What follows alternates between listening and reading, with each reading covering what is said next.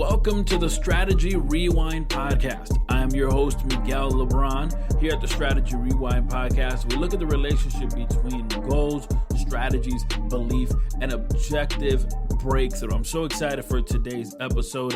Hey, if we haven't met before, thank you for being connected here today. I am a father, a leader, an author, a strategy coach, and mentor, and I partner with individuals who have a goal but need a strategy. And in this podcast, we focus on the strategy to help you have a breakthrough moment. When my wife and I got together, we knew one thing for sure, and it is that we did not want to lose our individuality.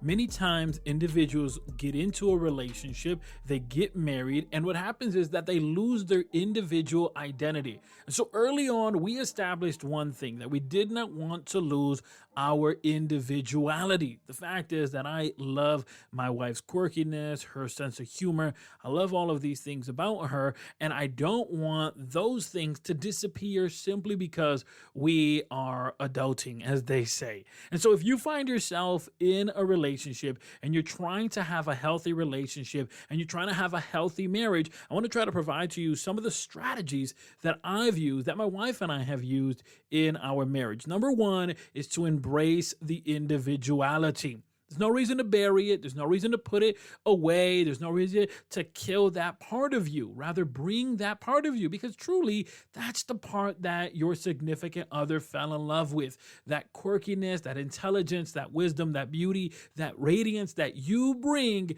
Keep it, because really, that is an awesome part of you. Of course, we're always growing, right? We're always evolving. We're always looking to be a better version of ourselves, but we should not destroy the individuality.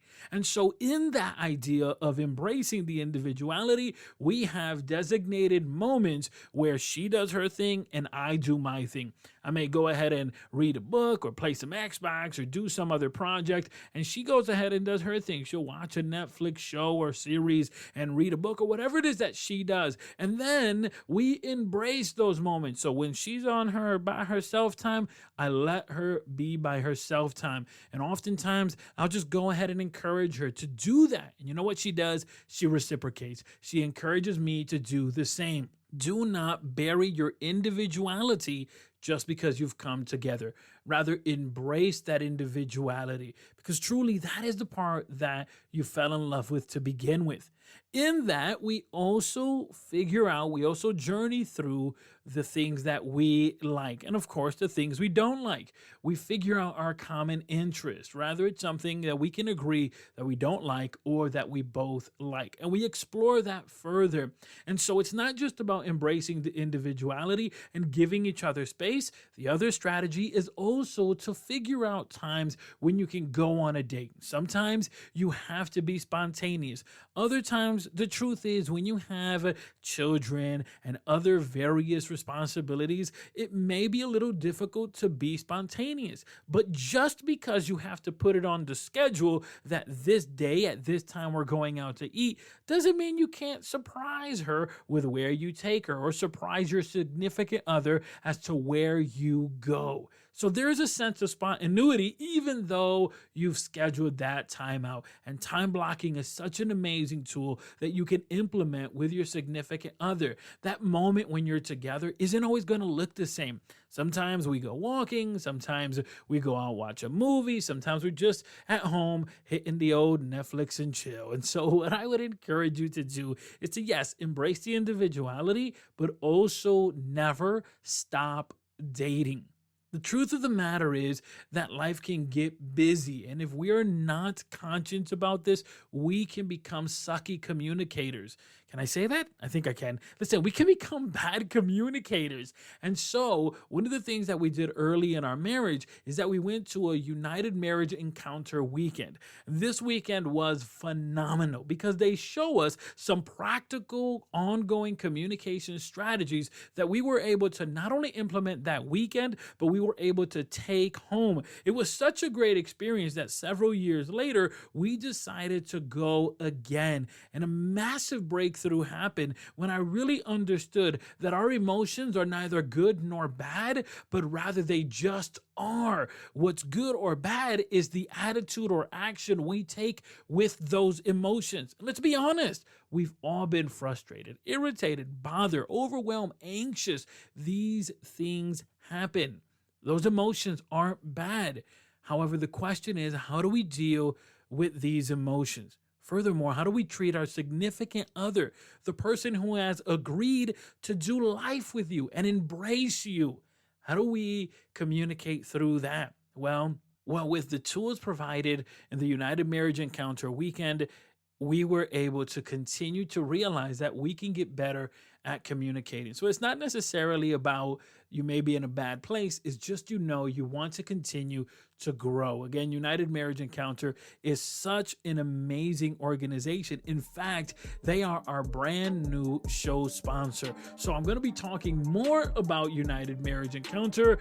But to move the conversation forward, I've brought on a friend of mine to help you have a breakthrough moment. I'm sitting here with author and speaker Peggy Priest. Peggy, thank you for being here with me today. Thank you for having me. Yes, ma'am. For those who are not familiar with the awesome things you're doing, let them know about yourself. Currently, we run a home business, my husband and I, and on the side, we are involved in a ministry called United Marriage Encounter. We love that ministry. We'll talk more about it later. And also in my spare time, I wrote a book. So we stay a little busy, my husband and I. So this is where we are. Yes, ma'am. Speaking of your book, Holy Echoes with God, your book confronts that feeling that we've all felt, the feeling that maybe God isn't listening to me or doesn't pay attention to what my needs are. In your own personal spiritual journey, how have you confronted those feelings? It's a really good question. Before I was a Christian, I reached out and cried out to God many times, and I didn't know if God was really hearing me. I didn't know him personally. And when I became a Christian, I was given this viewpoint of, how you turn around and then you can see things behind you. And I basically saw how he was there every step of the way, even though I didn't know he was there. And he showed me in different aspects of my life of who he brought into my life around me to keep me safe, to bring me and guide me to him. And then that spiritual journey continued to the point of I reached out through prayer, reading, and listening. I'm not a good listener. I am one of those people. I'd rather talk than listen. It's very hard for me. But he taught me to be still. And one of my scriptures that he kept telling me over and over back in 2020 was be still. And so I put that on my arm to remind myself. I'm really excited to see how he took that book and took it from 20 some odd years ago when I started it on a journey where I picked it back up in 2020. He said it was time and had me listen to him, had me adjust the way the book was going, and it made a turn. And it had started in one direction, and when it finally finished, it was in a completely different direction of this is what happens when God speaks to us. And hence the holy echoes. How many times have you heard the same scripture over and over? And I'd walk around going, I just heard that one. I just heard that one. Well, that's the holy echoes and how God can reach us. And it isn't always audible like Samuel. I would like it to be, but it's not. And a lot of times it's the stillness in our heart. And you can, if you're listening, you can hear what he's trying to tell you. You said something here that really struck me, which is that you said you started the book within your spiritual journey almost 20 years ago. Yes. So for that individual that's listening and saying, hey, I got a book inside of me, I got a story I want to share, but maybe they're, I don't know, in year 5. What perspective, what strategy, what encouragement could we provide that individual to continue on that path with regards to giving birth to that book? And that's exactly what it was. It was interesting because it was over 20 years ago. I was in a position to start writing. I started writing this book, and I had a complete manuscript on Lotus Notes. So if those who understand Lotus Notes would know that that's a couple years ago. And I ended up with a manuscript that was printed out because I couldn't even access Lotus Notes anymore. And I carried that with me for many years. And as I carried it, I had reached out to one publisher and they said no. And I said, okay, then it's not time. But I knew the time would come. I just didn't know when that time would be. And in 2020, in October, the Lord just spoke to me so clearly in my head, it's time to pick it back up. And at that time, I said, I'm not ready. Wow. I go, it's 2020, Lord, don't you know what's going on? Like he doesn't, but you know, and him and I have that conversation a lot. And he said, no, it's time. And I said, well, I'm really busy with the business right now. We're trying to stay afloat. We're trying to, and he's like, no, people need to hear 2020. And I said, okay. So I picked it back up and he started giving me the stories. And so then you know when it's time, because it just flows. The writing flows. And I heard, you know, oh, pick this story back up, pick that story back up. So when I was putting everything back into it, I saw the book go in a completely different direction. And that's the part that I never give up, because it's not always our timing, but it is always his timing. You talk about that state of flow, and for many individuals, that state of flow is where everything is just going smooth and nothing is interrupting, right? Everything is just going, quote unquote, perfect. And oh, we love that state of flow. Yes, we do, but it's not always perfect. In the timing, I was like, okay, put down this, pick this back up. I have to write. And it was like that all the way deep inside of me, as believers would understand that you feel compelled to tell somebody about your story, or you feel compelled to tell somebody about the Lord. I felt compelled to write this down. Somebody had to hear it. And then I was put on it. You need to get this done now. So it was an urgency in my heart. That state of perfection, that state of flow, that state of where everything is at least moving forward is an ideal state where many marriages want to get to. Now, your book is an amazing and awesome book. And in a moment, we'll talk about how individuals can get their hands on it. But the proceeds for your book go towards UME, United Marriage Encounter, which you and your husband are the executive couple in Western New York. For those who aren't familiar with UME, let them know about the mission of UME.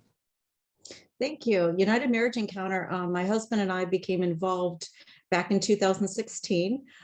Their mission is in response to a call. They offer weekend experiences and a community of caring couples who are committed to having a stake in other people's marriage.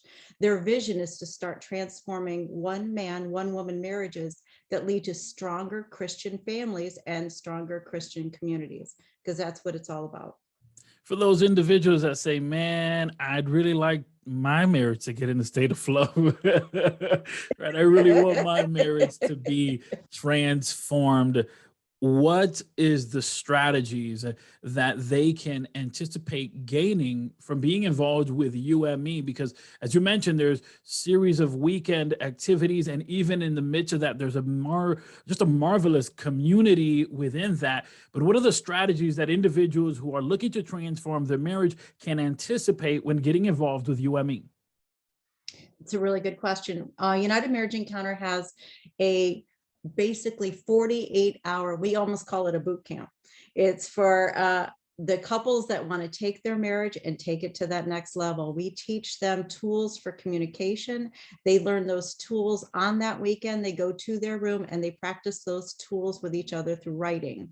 The nice thing about this is not a group share weekend. This is about you and your spouse. You're going to take that time to walk away from everything else on the outside just for that 48 hours and zone and just, as you say, work together as a couple. You're the biggest thing about the United Marriage Encounter is it's offering you that work-free weekend. It's offering you that kid-free weekend. It's offering, because at the end of the day, the kids aren't going to be there forever. Everything else isn't. It's you and your spouse and God.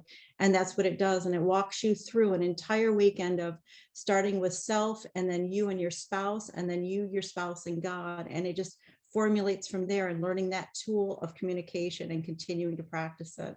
The awesome experience about United Marriage Encounter is that after your weekend, you have that opportunity to reach out to other couples who've been on a weekend and have what people have heard called similar to a small group. You can get together through Zoom, on live, depending on where you are, and practice those tools together. So you're encouraging, and we have a stake in each other's marriage. So there's 19 weekends scheduled for 2022. We have them as far away as Hawaii and Australia, if you want a weekend getaway, just saying. And we have them as close as New York, right around our corner. And New York, upstate, we have them twice a year. Most of them do have 1 to 2 times a year in each community. And we'd love to see anybody else want to join and learn more about United Marriage Encounter and take their marriage to that next level. Now, we didn't make a mention to it, but you and your husband are powerful speakers. At the UME weekend, you two shared transparently on those stories that you've both faced. And oftentimes communication is one of those biggest challenges for any of those marriages that right now are having trouble with just communicating and just saying something as simple as I'm sad or I'm hurt, or as we know within the UME community that, you're responsible for your feelings. Feelings are neither good nor bad, but your actions are. Talk about those individuals who maybe need a strategy with regards to how to get to a healthier communication. Well, that's great. The nice thing about being a speaking couple is we're on the inside, and as there are going to be 4 couples that speak on each weekend, and it's nice. Each couple is coming from a different background. So the couples that attend the weekend may find that they can understand and relate to one or more of the couples that are there, because what we do, as you said, we take our personal experiences, we rip off the bandage, so to speak, and share deep in, as much as we can, so that the couples feel comfortable to share with each other.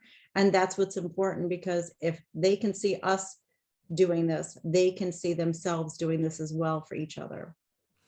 Well, Peggy, I thank you so much for being part of the program. Now, all of the proceeds of your book, Echoes with God, go towards UME, United Marriage Encounter. For those who want to get connected with you and get their hands on your awesome book, of course, more details on UME, let them know how they can do so.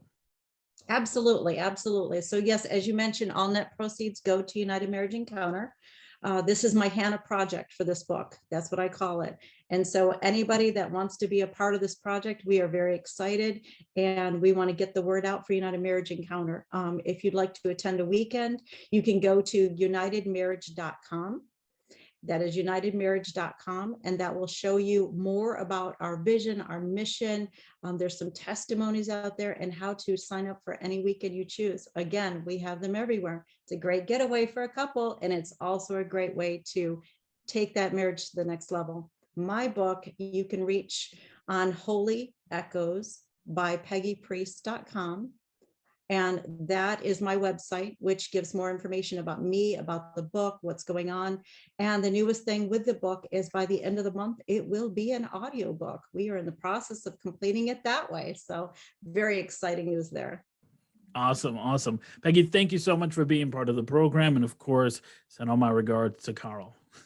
Thank you so much for having me, and give your wife a hug for us. Definitely. I want to take this moment to thank everyone who has been connected here today. Thank you. If you found value and insight with the strategies discussed today, check out the show notes for further highlights and helpful links, and consider subscribing to be notified when a new weekly episode is available. Also, please leave us a review on Apple Podcasts, as that helps us know that you like this podcast and want more of it. A special thanks to today's guest, and please be sure to follow them for more helpful information. Well, I'll connect with you on the next episode of Strategy Rewind, but in between time and in the meantime, meantime, check out MiguelLeBron.com where you'll find free resources. Thank you for listening. I'll talk to you shortly.